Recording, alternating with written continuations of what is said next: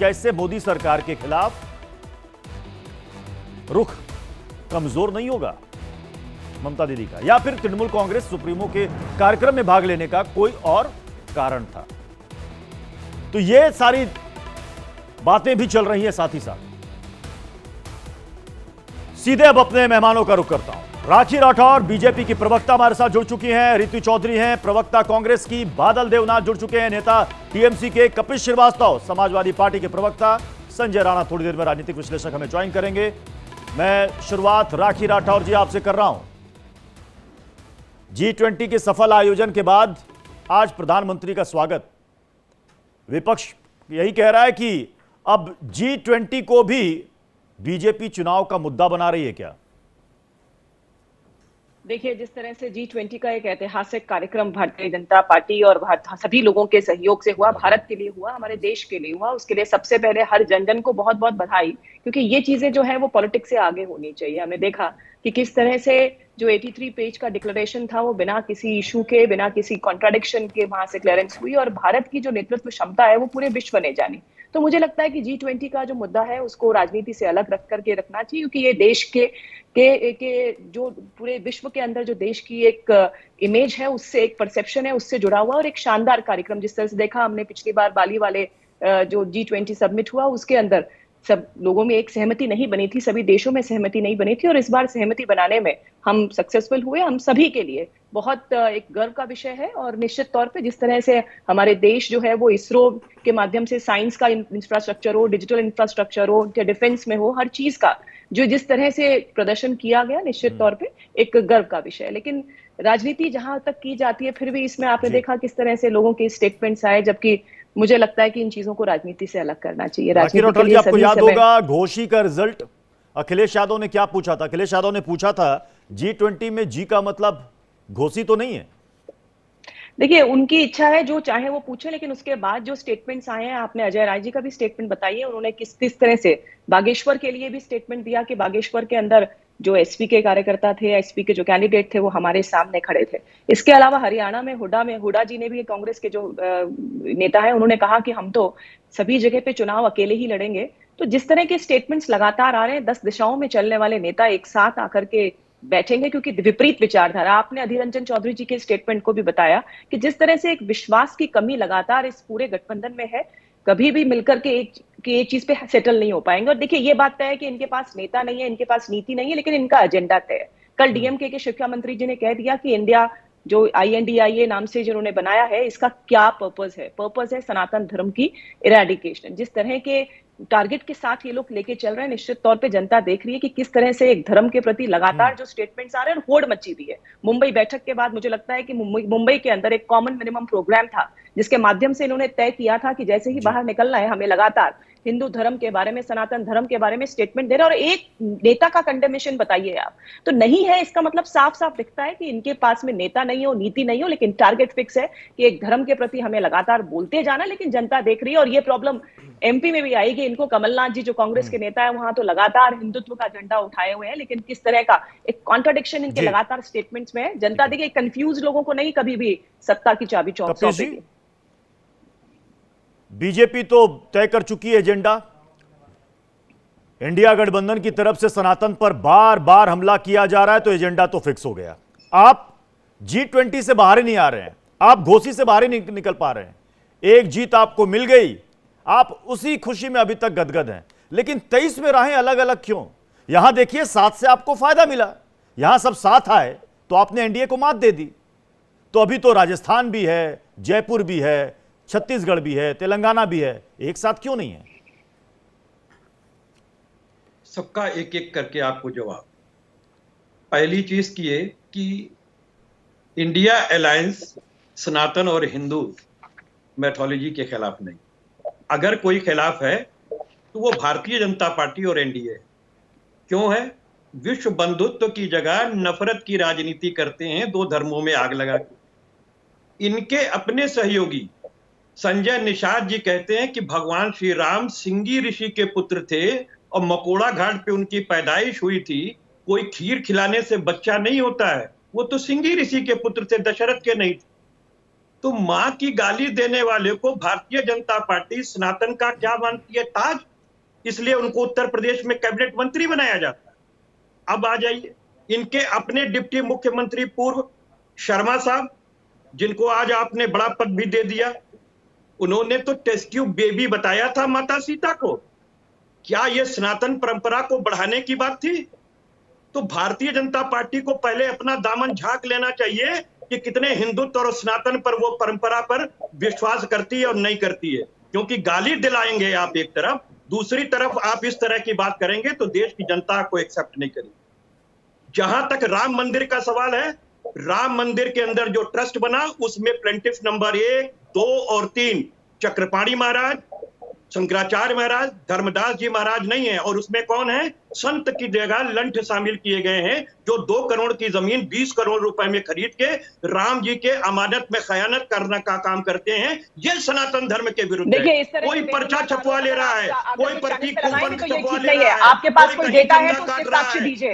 ये गलत तरीका है। इस तरह से कोई स्टेटमेंट अगर दे रहे हैं तो उसको आप साक्ष्य पेश कीजिए। इस तरह से आकर के हिट एंड रन नहीं कर सकते। आपको देखना इस तरह से आप आपने संजय निषाद को किस तरीके से मंत्री बनाया? तो आप आइए ना भगवान सामने। श्री राम को मां की गाली देने वाले आपको तो विश्वास है किस तरीके से कैबिनेट मंत्री बनाया है? आपने अपने ही डिप्टी मुख्यमंत्री को किस तरीके से माता सीता का अपमान करने वाले को आपने फिर से पद देने का काम किया है? ये आपको बताने का काम करना पड़ेगा कि भारतीय जनता पार्टी कोविड काल के अंदर हिंदुओं की लाशों को, राम नामी चादरों को कुत्तों से नचवाने का काम करती है। राप्ती नदी के तट से लेकर के यमुना के लेकर के और गंगा नदी तक हिंदुओं की लाशों को कुत्ते से नचवाने का काम ये भारतीय जनता पार्टी करती है। और कहती है खुद का सनातनी बनी हुई है।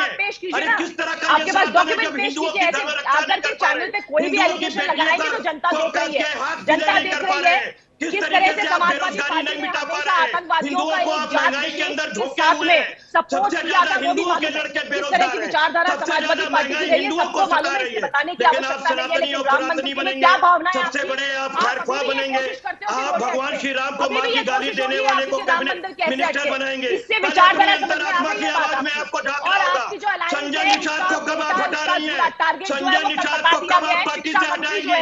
ठीक है, चलिए बाकी मेहमानों को मिलाइएगा। मैं कांग्रेस की प्रवक्ता रितु चौधरी का रुख कर रहा हूं। रितु चौधरी जी, ऐसा क्यों होता है कि बार बार कांग्रेस की तरफ से ममता बनर्जी को टारगेट किया जाता है? कभी ट्रोजन हॉर्स कह दिया जाता है अधीर रंजन चौधरी की तरफ से, कभी उनके G20 के डिनर में शामिल होने पर पूछा जाता है कि क्या कारण था उस पार्टी में, उस डिनर में जाने का।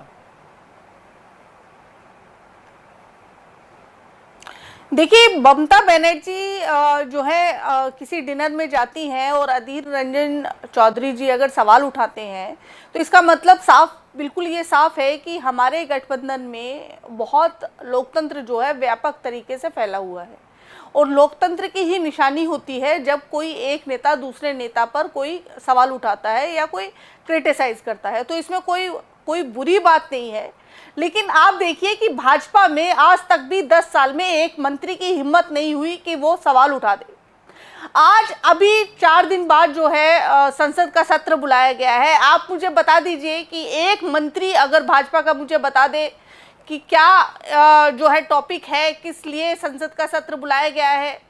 कैबिनेट मिनिस्टर बता दे, स्मृति ईरानी जी बता दे, तमाम भाजपा का कोई एक मंत्री अब जो है MP मुझे बता दे कि क्या विषय है, किस लिए संसद सत्र बुलाया जा रहा है। केवल 2 व्यक्तियों को इस बात के बारे में जानकारी है, वो है मोदी जी और अमित शाह जी। उसके अलावा किसी को जानकारी नहीं है। तो जिस पार्टी में लोकतंत्र नहीं है वो देश के लोकतंत्र की रक्षा क्या करेगी? राखी राठौर जी इसका जवाब लेना चाह रही है, लेकिन एक सवाल ऋतु जी है। आपने कहा कि हमारे पार्टी के अंदर इंटरनल डेमोक्रेसी है, कोई भी यहां पर सवाल कर सकता। बहुत अच्छी बात आपने कही। तो जब आपकी पार्टी की तरफ से तय था कि कोई इस डिनर पार्टी में शामिल नहीं होगा, तो सुखविंदर सिंह सुक्खू कैसे पहुंच गए? आप बोले ये भी एक डेमोक्रेसी का एक उदाहरण है। देखिए, ऐसा कोई जो है वो जारी नहीं किया गया था कि कोई भी डिनर में शामिल नहीं होगा। हमें इस चीज पर एतराज था कि मल्लिकार्जुन खड़गे जी को, जो विपक्ष के नेता है, उनको डिनर पर जो है एक शिष्टाचार भाव से भी आमंत्रित नहीं किया गया। ये एक बहुत बड़ा जो है ये भाजपा का जो इसमें नियत दिखती है कि क्यों जो है विपक्ष के नेताओं के बारे में उनके क्या ख्यालात है और वो केवल अकेले ही सब कुछ कर लेना चाहते हैं और विपक्ष को पूछना नहीं चाहते। कोई भी लोकतंत्र है वो सत्ता पक्ष और विपक्ष से मिलकर बनता है, सत्ता पक्ष अकेले कुछ नहीं कर सकता है। G20 ले लीजिए, पार्लियामेंट ले लीजिए, कोई भी फैसला ले लीजिए, कोई भी बिल ले लीजिए, कहां पर जो है राखी जी भाजपा जो है मतलब विपक्ष को पूछती है। सरकार की नजर में विपक्ष की कोई अहमियत नहीं। देखिए, विपक्ष ने जिस तरह से देश के विकास में हमेशा रोड़ा अटकाया है, मैं तो ऋतु जी से पूछना चाहूंगी, अब तक जो लोकसभा की जितनी भी कार्रवाई हुई उसमें बहुत सारे मुद्दे उठाए, जैसे पेगासस का मुद्दा उठाया उन्होंने, जेपीसी का मुद्दा उठाया उन्होंने, अलग अलग मुद्दे उठाए, लेकिन कभी भी उस मुद्दे के ग्राउंड लेवल तक नहीं पहुंचे। जैसे ही लोकसभा ऋतु जी मैं कंप्लीट कर लूं, बीच में मत बोलिए, अब सुन लीजिए मैम। तो पेगासस के लिए जब इनसे फोन मांगा गया तो फोन की बात नहीं करी, जिस तरह के मुद्दे, रफाल मुद्दों में क्या स्थिति हुई वो भी हमने देखा। तो लगातार देश के विकास के लिए जो रोड़े अटकाने का काम है वो लगातार करते हैं। अभी पार्लियामेंट की बात ऋतु जी कर रही थी, तो पार्लियामेंट के लिए संसदीय कार्य प्रणाली है, उसकी हम लोग पूरा रिस्पेक्ट करते हैं। हमारे यहाँ पर कोई युवराज आकर के विधेयक नहीं फाड़ देता है पार्लियामेंट में पास हुआ या प्रधानमंत्री के सामने। जो होगा वो लोगों के सामने होगा, जो विषय होगा जनता के सामने होगा, लेकिन जो भी विषय होगा, इस बात को मैं प्रमुखता से कह सकती हूँ, दृढ़ता से कह सकती हूँ कि वो विषय देश हित का विषय होगा, जिससे देश आगे बढ़ सके, डेवलप हो सके, उस बारे में जरूर हम लोग बात करेंगे। ये लोग अपने लोकतंत्र की बात कर रहे थे, मुझे लगता है किसी भी ऑर्गेनाइजेशन के अंदर अगर इस तरह के स्टेटमेंट्स का आपस में आदान प्रदान होता है तो उसको हम लोग लोकतंत्र की कैटेगरी में नहीं दे सकते। ये तो डाउट की कैटेगरी में आएगा कि विश्वास की सूचना समय में मिलेगी ना सर, बंद कर सूचना मिलेगी। इस मामले में देखिए, कोर्ट के अंदर जो कमेटी बनी थी उस कमेटी ने अपनी रिपोर्ट सबमिट करते हुए ये कहा कि केंद्र सरकार ने हमें सहयोग नहीं दिया है। बिल्कुल सहयोग दिया है, सुनिए सर, तो मैं आपसे हमेशा ये निवेदन करती हूँ, आपको कहीं डाउट होता है तो आप कोर्ट में क्यों जाते हैं? ऋतु चौधरी कुछ कहना चाह रहे हैं, ऋतु चौधरी न्यायिक व्यवस्था पे पूरा हो गया है ना काम। आप देखिए हर बार राहुल गांधी बाहर जाते कुछ भी बोलते हैं और यहाँ पर आकर चाइना के लिए उनको एक्सपायरिंग पावर नजर आता है, लेकिन हमारे देश की जब प्रोग्रेस होती है, हमारा देश अगर आगे बढ़ता है तो उसके बारे में कुछ नहीं कह सकते। अभी BRI के बारे में बहुत कुछ कह रहे थे, देश आगे मिडिल ईस्ट कॉरिडोर के बारे में एक भी स्टेटमेंट नहीं देंगे। तो आपकी नीयत जो है वो नीति जो है वो सबके सामने है, जनता जानती है क्या करेंगे। राखी जी आपकी बात का जवाब देना है। ऋतु चौधरी बोले। हाँ ऋतु चौधरी, देखिए अभी राखी जी ने बोला कि जो विपक्ष है वो विकास में रोड़ा अटकाता है। किस प्रकार से रोड़ा अटकाता है जरा ये समझा दें कि हेमंत बिस्वा जो है अपनी पत्नी को 50 बीघा जो है जमीन लेकर देते हैं, जो एग्रीकल्चर है, रातों रात उसको जो है औद्योगिक जमीन में तब्दील कर दिया जाता है और फिर जो है गवर्नमेंट से 10 करोड़ का लोन ले लिया जाता है। इस प्रकार से विकास कर रही है भाजपा, इस प्रकार से अपनी मंत्रियों की पत्नियों का विकास कर रही है भाजपा। ये जनता का विकास कर रही है। जनता का पैसा जो है G20 में खर्च किया जाता है, जिसमें 950 करोड़ का बजट आप पास करते हैं, उसके बाद 4100 करोड़ रुपए खर्च करते हैं, उसके बाद भी उसमें पानी भर जाता है भारत मंडप में। और जनता का पैसा, ये जनता का पैसा है मैडम, आपके फूफा या चाचा या नाना के घर से नहीं आ रहा है, जनता का पैसा है जो आप खर्च करते हो। और हेमंत बिस्वा की पत्नी को जो पैसा दिया गया, कौन सा विकास था बताइए? अडानी की कंपनियों में जो पैसा लगाया जा रहा है वो किसका पैसा है? आप अगर आपका सवाल हो गया तो जवाब दे केवल और केवल भारत की जनता को रिपीट कर रही है, वही बात रिपीट कर रही है, जनता के हक का वही बात रिपीट कर रही है मैम। मैं जवाब दे दूं इस बात के लिए? आरएसएस के अकाउंट चेक कीजिए, क्यों नहीं बिल्कुल उसकी जानकारी देते हैं? मैं अब जवाब दे दूं, मुझे मौका दीजिए। वही सेम बात कह रही है मैम, रिपीट कर रही है, मैं जवाब दे देती हूँ आपको। सबसे पहले 4100 करोड़ के लिए जो फैक्ट चेक है ना वो चेक कर लीजिए आप। जवाब अपने अकाउंट के बारे में जानकारी, सवाल उठाया है, जवाब सुनने की भी क्षमता रखिए। हाँ बता रहे हैं, सुन तो लीजिए, अडानी की कंपनियों में पैसा